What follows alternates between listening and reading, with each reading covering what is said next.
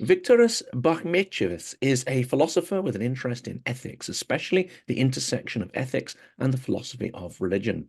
Today, we'll be discussing issues as diverse as the threat from autocracy and oligarchy, corruption and nepotism, as well as forgiveness, contrition, and victimhood in the context of Russia's full-scale aggression against Ukraine.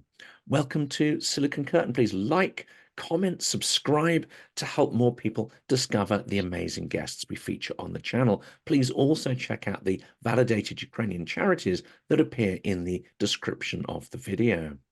Viktoras, welcome to the channel. Hi, thanks for having me. And my apologies for Pleasure. mangling your name in the introduction. No problem. Actually, you did a good job. Yeah.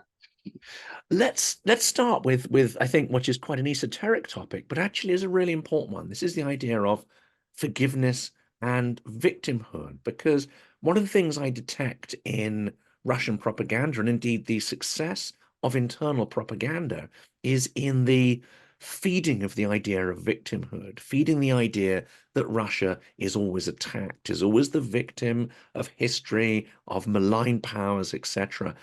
Is it this weaponized victimhood that partially gives Putin his power?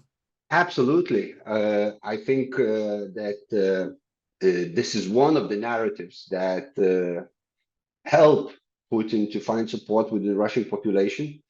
But I think that when we say victimhood, we have to take it a little bit further, because just to say that I'm a victim is not enough. I think that this feeling of victimhood is used to stoke up the feeling of resentment.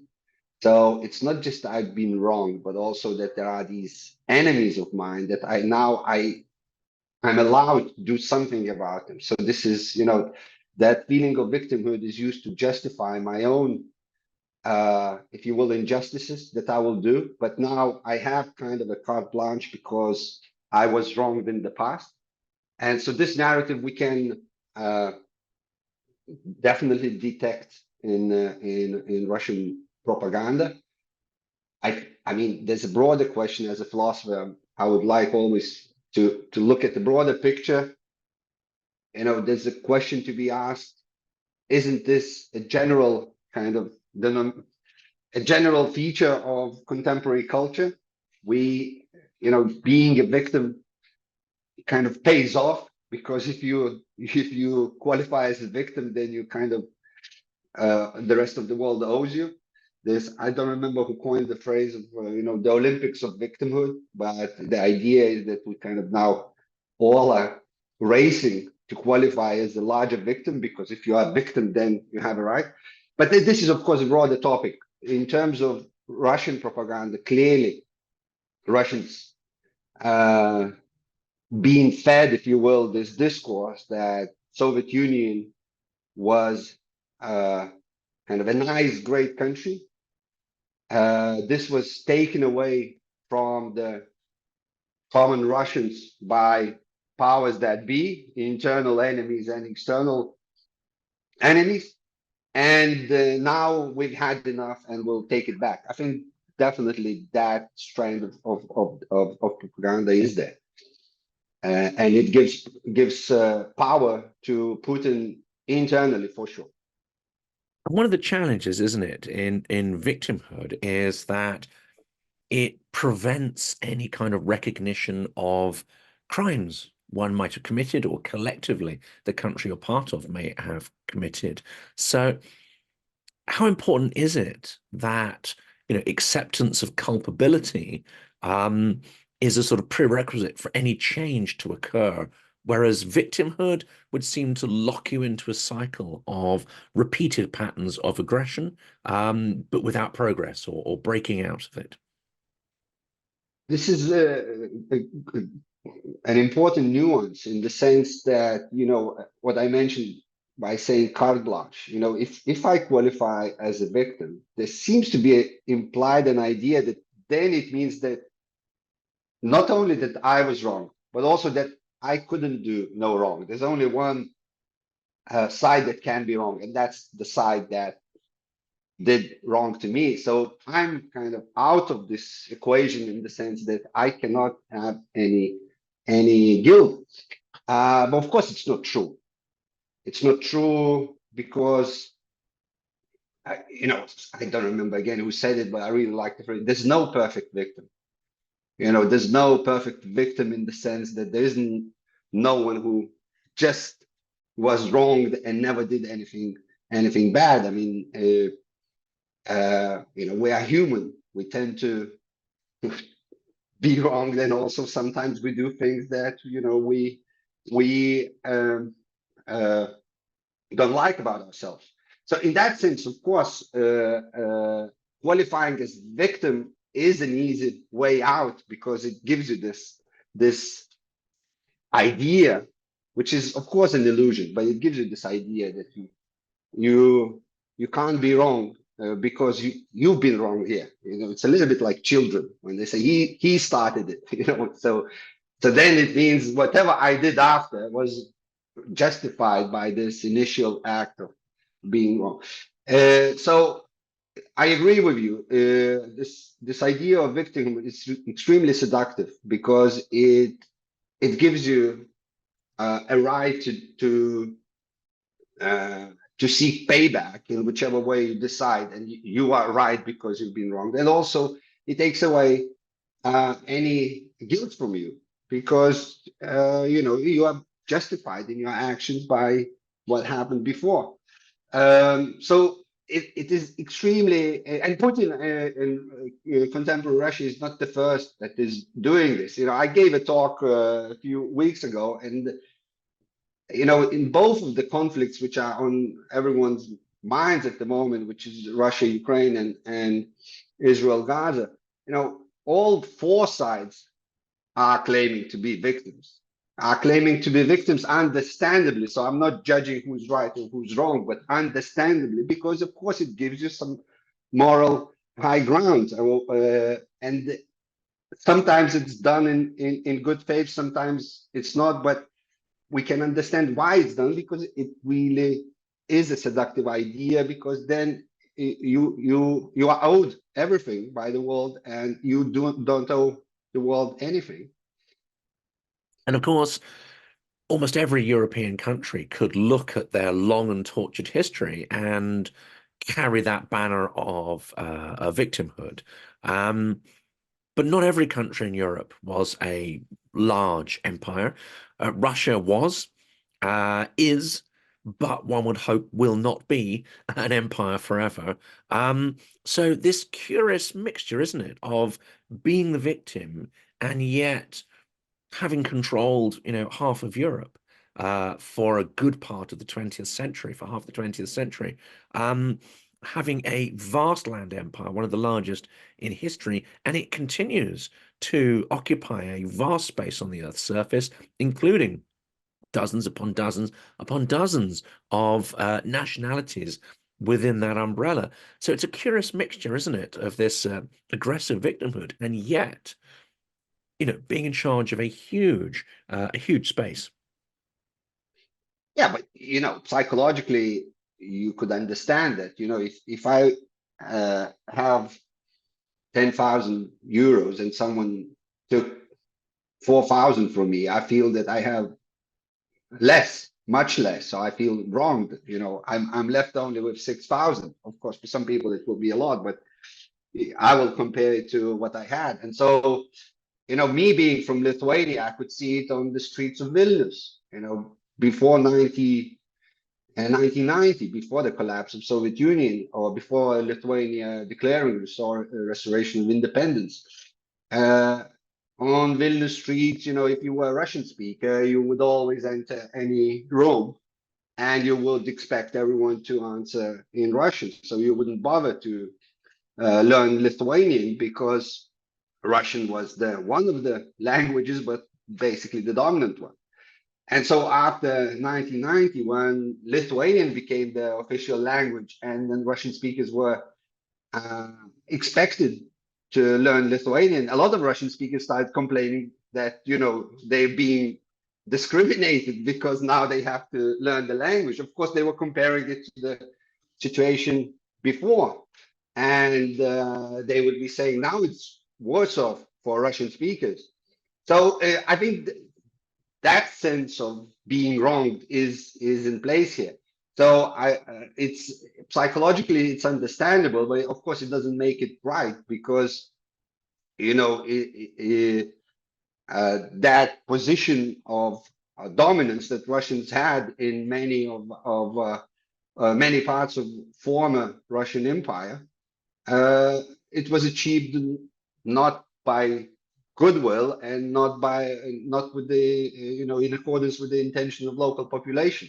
So now to start complaining that we can't dominate in Ukraine, Lithuania, and Georgia, and therefore we're being wronged, of course, it doesn't hold. One of the things I didn't quite understand fully when I was in Russia, that was, simultaneously the radical disassociation that people had with their own state and government. So the Soviet Union had freshly, come apart. There was already a degree of nostalgia and regret for the loss of empire. A lot of people, even in the early 90s, were very vehemently blaming Gorbachev for losing them the empire. At that point, that sort of regret wasn't directed at the US.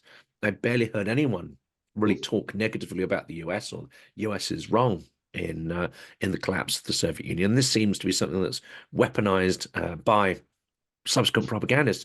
But what was interesting is, when we did get onto the subject of the crimes of the Soviet Union, those people who didn't outright sort of deny they ever happened, there was quite a bit of discussion in the media and so on at that point in the 90s about the crimes of Stalin and so on. It was relatively openly discussed. But nobody associated themselves with their, even though they'd been brought up and educated and part of that state, everyone was like, no, that wasn't us. We had no role in that. So how important do you think is it that there's no sense of culpability for the crimes of the Soviet Union? No officials, no GRU, nobody has been held to account, essentially, for all the crimes committed during the revolutionary period, the Stalinist period, the Zastoy in the 70s. Almost no one has been held to account for that. So almost, I think it's no one.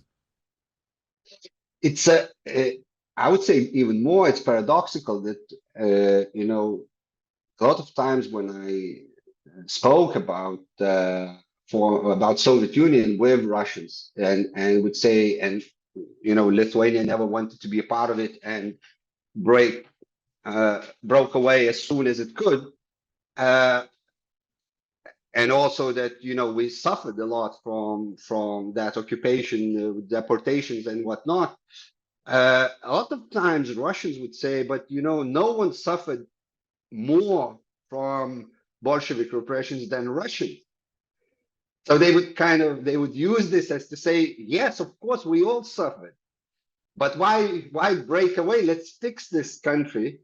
So it's not about Russians at all. That would be the idea. Or they would talk about something that, Russians would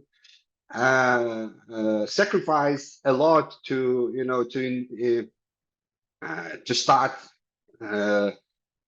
Well, they invested a lot in these former Soviet republics like Kazakhstan or even the Baltics, etc., etc. So Russians are the victims also in this huge history of crime by Bolsheviks. So of course it's such a strange situation that Russians themselves, common Russians or the population, would say we are also the victims here of the Soviet Union. At the same time, it could have been preserved because it was such a great country. And when you say, well, it wasn't a great country for us, they would say, "What? Why?" So it's really strange. And I think that of course, there's always a huge risk in generalizing, but I think it has something to do with Russian understanding of what it means to be Russian. I think Russians have that for sure, and of course there are a lot of exceptions, etc. But Russian mentality is it measures itself against the world stage. So where do we stand on this global stage? Which for, let's say, Lithuanians, there are of course some Lithuanians that would, but normally we just really don't care. We know we're small. We know we're not the player, so if you will. And so, we calmly are drinking our tea. While Russians are always, we have to, and for me, it was very illustrative after the full-scale invasion in February 22. I went on some Russian media sites to see what the propaganda says. And there was an interview with some Russian political scientist on the website of Intertas, which is the main news agency in Russia. And the questions were more interesting than the answers. And the question was by the journalist or this political scientist was the following. He said, before February, no one in the world feared and respected us. After February 24, they certainly started fearing us. But did they start respecting us more? And I was reading and thinking, what kind of a nation is that? Where the things that you really want is fear and respect from the other. And if you don't have that, you feel uneasy. And so of course it's an anecdote. So we have to be careful always with drawing too larger conclusion from that. But I think it says something about this this mentality that it's not about me. It's not about my individual happiness. It's not about how I feel. The greatness of Russia is something that we all kind of subjugated to. And in that sense, of course, history is untouchable.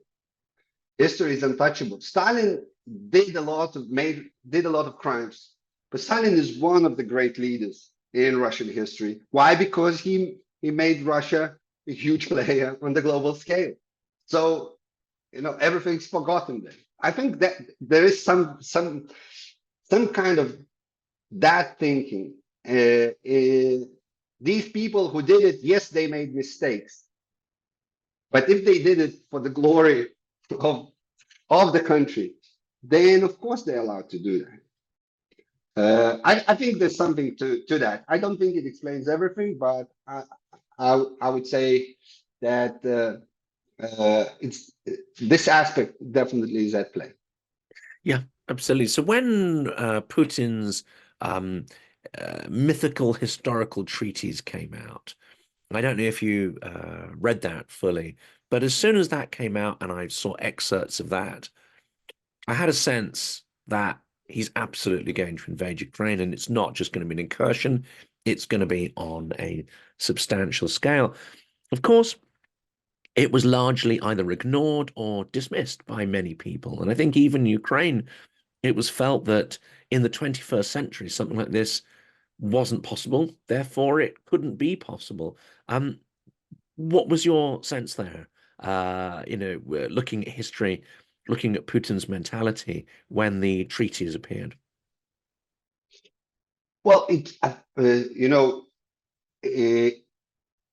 always kind of retrospectively tempting to say I envisioned the full-scale invasion, etc. I did not envision the full-scale invasion in February 2022, but I certainly can say that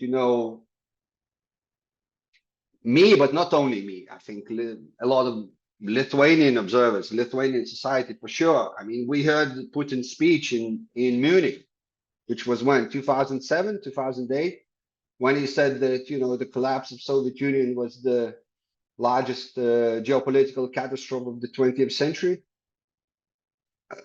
Since then, we did not expect anything. We haven't expected anything good to come from Russia. We knew that there's revanchism at play. Russia invaded Georgia in 2008. Russia invaded Ukraine in 2014. So it was clear to us that we have to prepare, and it's not going to get any better. Of course, I'm not a military expert, so I can't say where and when Russia will invade next. But it's clear that it's a malicious actor for now 15 years in the region for sure. So in that sense, the invasion was not a surprise in 2022. Of course, the war is always horrific. And so when it becomes real, it's reality, it has something horrific in it. And so you say, yeah, I knew the war is coming, but of course I did not expect that, tanks in Mariupol or something like that. And mass graves. And every death is a tragedy. And so it's always like this. I always, when you see the numbers of people killed in a strange way, it does not affect you that much. But sometimes I just hear a story of one particular person, and it just shocks you anew that this war is taking place. So yeah, it's a mixture of feeling that I did not expect that to happen in February 22, but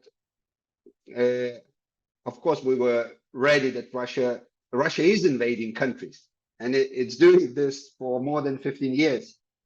Even if we discount Chechnya, but of course, in Lithuania in the 90s, we were following very closely what was taking place in Chechnya, which was in essence an independence war.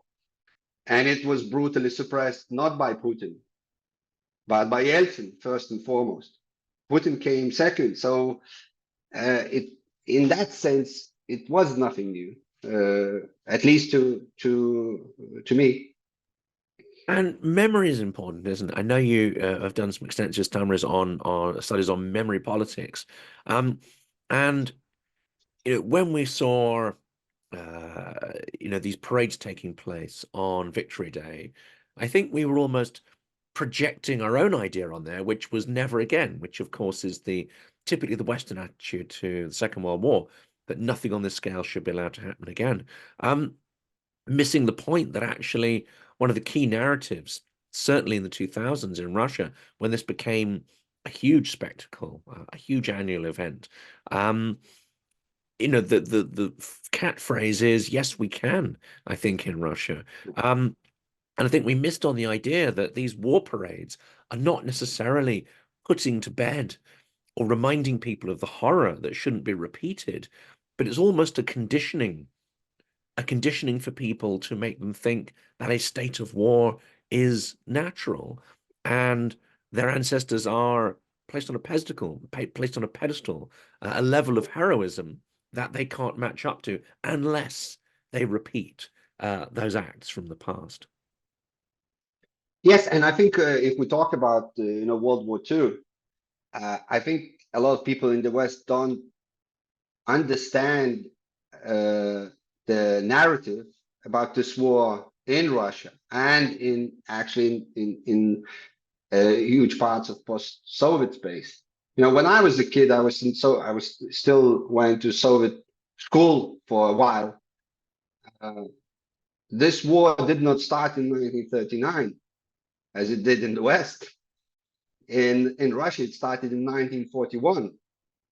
So 2 years later than the rest of the world. It started when Nazi Germany attacked Soviet Union. So there's even a disagreement or different take how long that war lasted. In Russia, the war lasted 1941, 1945. Also, it has a different name. Of course, it's a World War II, but also it's what they call Великая Отечественная война, which is, the Great War of Motherland, isn't it? Or something like that in English. And it's an hour of triumph in Russian narrative. It always was. It was that Soviet people or Russian people, and for these purposes, it's synonymous. They defeated fascism, and it was the genius of Stalin for the most part, and the generals. So in that sense, of course, the parade or the parades on even the end of the war actually is different, because in Russia it's May 9th rather than May 8th of 1945. So it's a very different set of of stories about this war, but for the most part, it's a story of triumph and of resilience of Soviet slash Russian people. And exactly as you say, yes, we can. And I think that when Putin started it, again putting an emphasis on these parades, it was seen first as restoration of national pride, something we have to be. This was one of the great moments.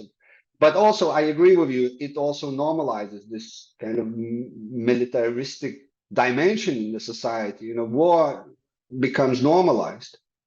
You start seeing it on your TV screens again, and things like that. So I don't know how strategic it was in the sense of preparing Russian society for the war or wars as such. But to my eyes, again, these May 9th parades, they were not, they were anything new. They were actually just going back to my childhood, and I've seen this before. And I think to many Russians, it was not something new. It was precisely, oh, we're getting back to normal. We're getting back to something that we've lost. There's a lot of nostalgia to those days. And even if we talk about memory, even of course fake nostalgia, because there is Russian youth never lived in Soviet Union. So this nostalgia is something that is created. Actually, Soviet Union looked much more beautiful because actually you don't you know only what you've been told. So you're not told about the bad parts of it. Let's say the shops were empty. That's something they will not tell you. So it's just about the beautiful stuff. So you actually feel nostalgic about the country that you've never seen. It's like the postcard version of history, isn't it? I remember seeing lots of Soviet postcards of their, various towns, and they're neat and they're tidy and everything's ordered. And you think, yeah, that's not the version of reality that that I'm seeing and experiencing, but it works nonetheless. Another difficult question. I think this is one which I think a lot of people are still struggling with, or those who are thinking about this at least, and that is the idea of guilt, responsibility, and what is it constructive? Is it constructive to put guilt on all Russians? Should they all feel a sense of responsibility or contrition? Or what's a constructive way of thinking and engaging with Russians on this topic? Yeah, it's a good and difficult question. Normally, I start thinking about it. My starting point is Karl Jaspers. So there was this German-Swiss philosopher who, after World War II, wrote an extremely important book on German guilt. And so he proposed 4 notions of guilt. So there's criminal, there's political, there's moral, and there's what he called metaphysical guilt. So criminal guilt, of course, it's clear. It's when you violate the law and have a trial and you go to court. There's political guilt, where you are implied as a member of political community or a political operator. There's moral guilt, and there's yet again when you violate some moral laws, and metaphysical guilt, which for Jaspers was something that you just feel guilty as a human being, that it's part of your nature, something that Pascal wrote about, where he said, I just feel guilty, for taking up this place under the sun. So Jasper seemed to imply that Germans are guilty for as a collective, as an entity, for the atrocities that were committed by the Nazis. But Hannah Arendt, another great philosopher of the 20th century, she criticized this idea, and I think it's we can relate to that when she said, when everyone's guilty, then no one's guilty. And there is a risk of that. You know, when you say all Russians are guilty, then you kind of, you not only implicate people who might have even haven't heard about what's taking place in Ukraine. You know, some grandmothers in Siberia who don't even watch TV, and you say you're all also guilty. But in a way, you take away the guilt from those who actually gave the orders, or who took part in the war actively, who went and shot people.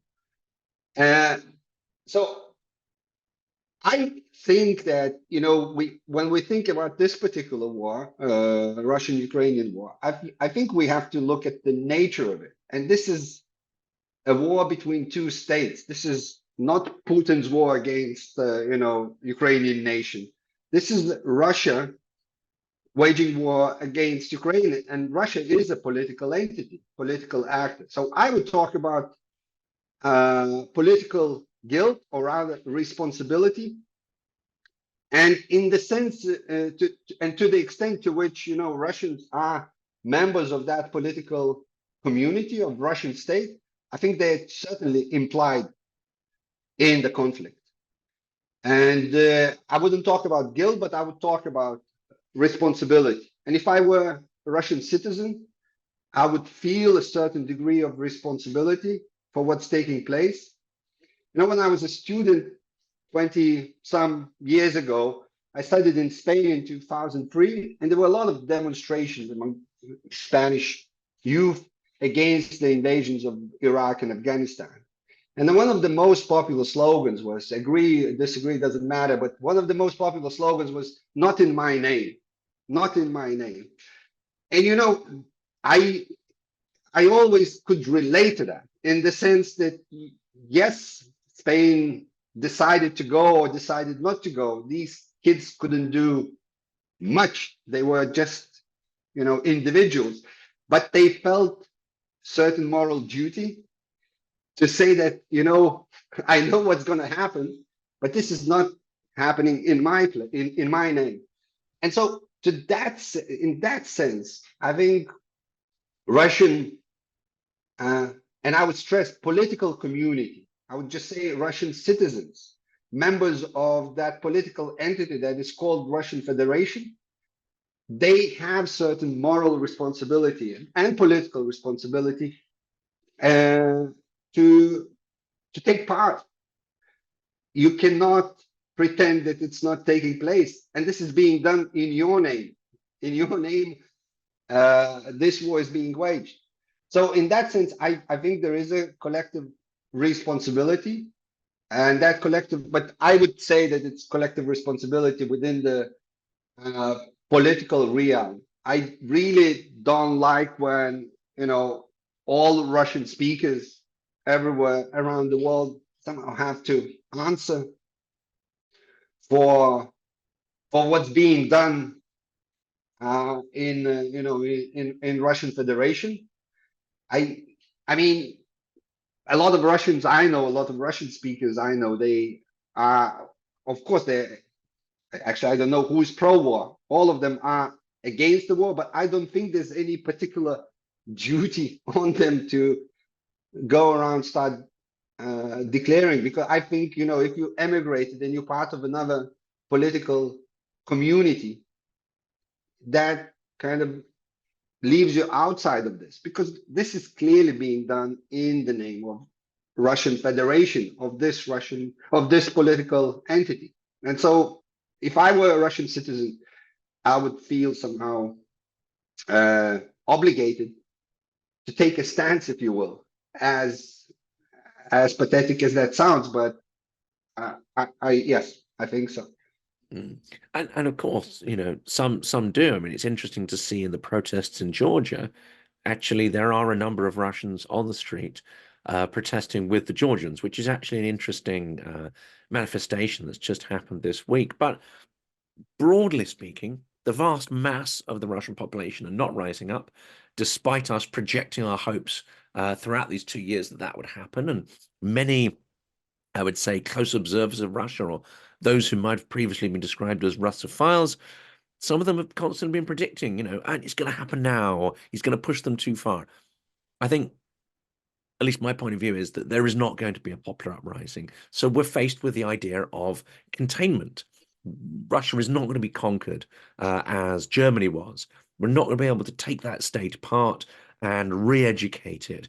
That's just not going to happen. So if containment is the option, then do we need to make our own democratic values and actually our practice of democracy far more resilient and vigorous to survive, in fact, in the face of what is a malign power?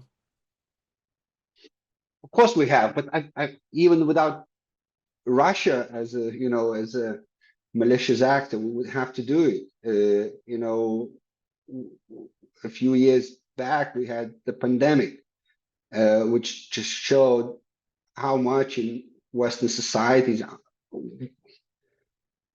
what a proportion of population in Western societies is distrustful of, if you will, of the system, or of the elites, or whatever you want to call it. I think the social pact is at risk in a lot of Western societies. So we see a rise of radical politics, both on the left and especially on the right, in many Western countries. And I think it's easy, but also a bit dangerous to say, oh, Russia is active in that, and of course it is active. But just to say, oh, if we solve Russian problem, then we don't have that problem. Now, I think Russia will play, on any division that we have within our societies. And if we are committed to the idea of pluralism, we'll have these divisions because that's what pluralism entails. But I think underneath the divisions, there is what I would like to call a social pact. And if that pact, which implies trust, mutual trust, if that pact is broken, then any malicious actor, be it Russia, China, or our own anti-democratic forces, they will take advantage of that. So I think we are in a very tricky situation in Western democracies, and we have to start thinking about it very, very carefully, despite of what Russia does. I think even if tomorrow we have a popular uprising in Russia and by some miracle it wins and Russia becomes a democratic and friendly country, the risk to social pact in Western countries does not go away. I think these divisions are there, and we have to take care of it. But I think I don't have any other solution as just to start trust each other and trust each other's goodwill, and also engage in debate, engage in good faith debate, and not to marginalize those that have an opinion which is not to my liking. And it's difficult. But I don't see any other way. Have you seen anything in the emergence of an extremely vigorous civil society in Ukraine? The way it organizes, the way people, especially in Maidan and under extreme duress, as you say, have come together based on common cause, even if they have very different perceptions of, culture, identity, politics, they found common cause. Now, you may say, well, this is in dire circumstances. But without this commonality of people on, say, left and right, Maidan clearly would have failed. Without that commonality, Ukraine would have not survived from 2014 all the way through to the full-scale war and beyond. So what can we learn from the Ukrainian experience? Well, I think it's this civil society, this activism, is you know, a good answer to this Putin's nonsensical claim that Ukraine does not exist, because that's what Ukraine is. You know, just to give some attention to these idiotic claims by Putin, of course. But I think it's, you know, from my Lithuanian experience, I don't have any other. So, of course, I think any Lithuanian of my generation or older, when we look at Maidan, but also now we remember our own kind of national consolidation when we wanted to become independent and break away, which was 88 to 91, 92. I think 91 was when it was clear that we will be independent. And after that, so that the mobilization that happened, and I remember that very vividly.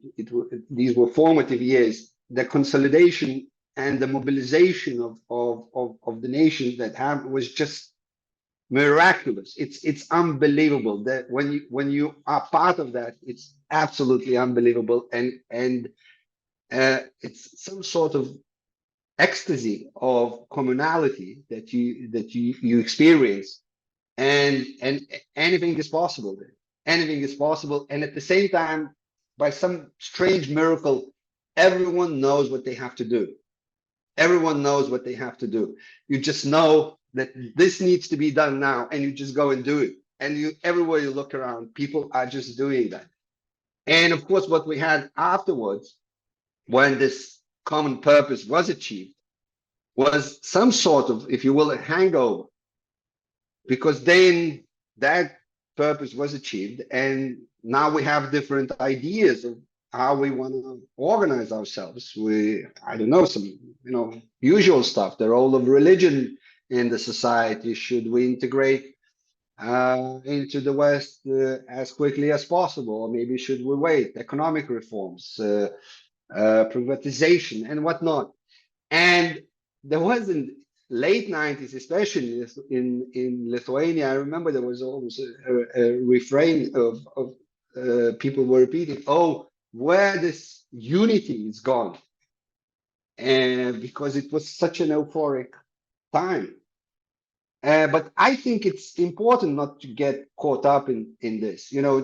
I think it's that we are able, or that Ukrainians are able to mobilize, and so they understand that the divisions that they have are not as important as the matter at hand, which is the Russian aggression. I think it's precisely the proof of the strength of the social pact that Ukraine has. That's the most evident proof that Ukraine exists as a nation, exists as a country. No matter what the other say.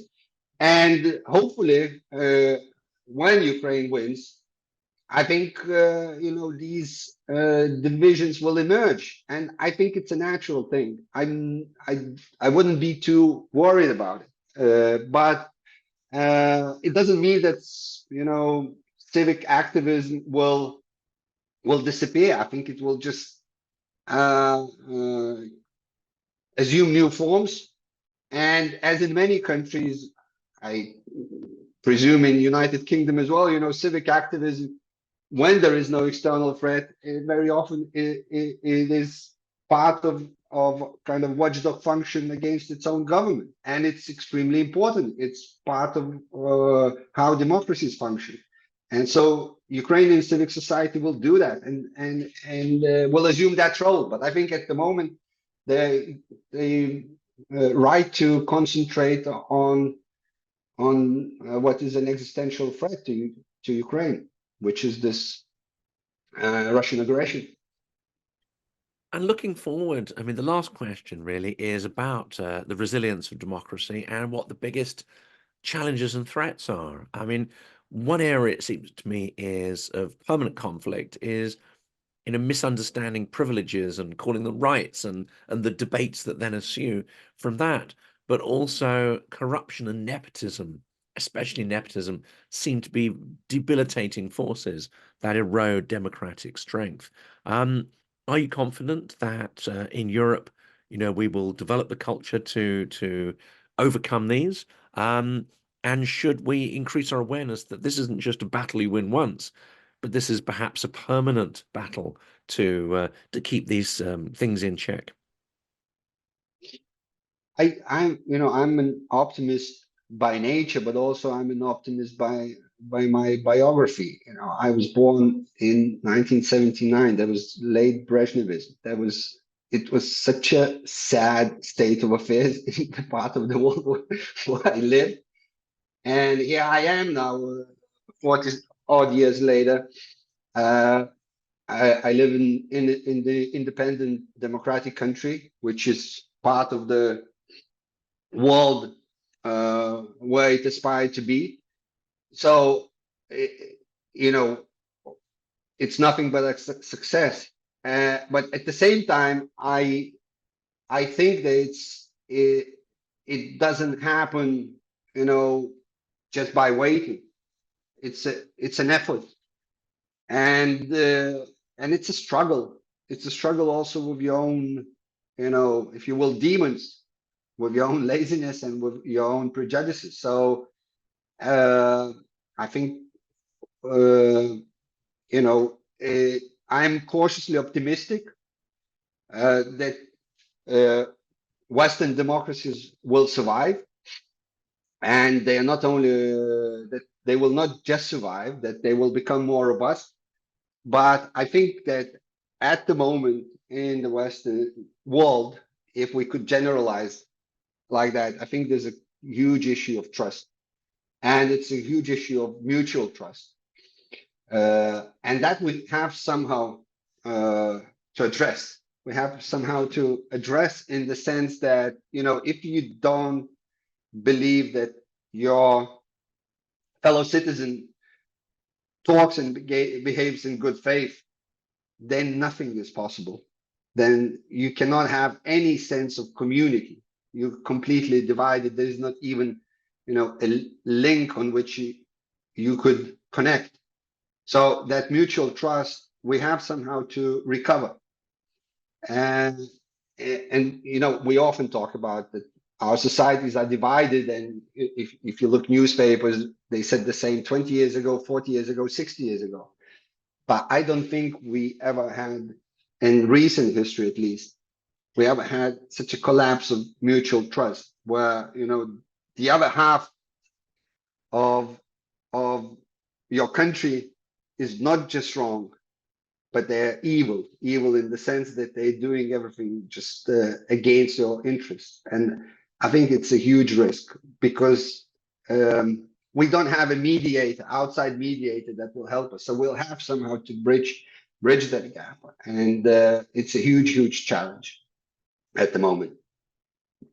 Well, Viktoras, thank you so much. This has been a really thrilling conversation, and I think we covered off more of the questions than we expected to, which is brilliant.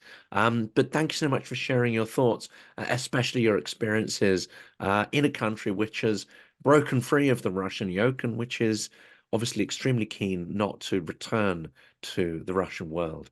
I think it's especially important to have these kind of conversations. Thank you so much for coming onto the channel. Thanks for having me. It was a pleasure.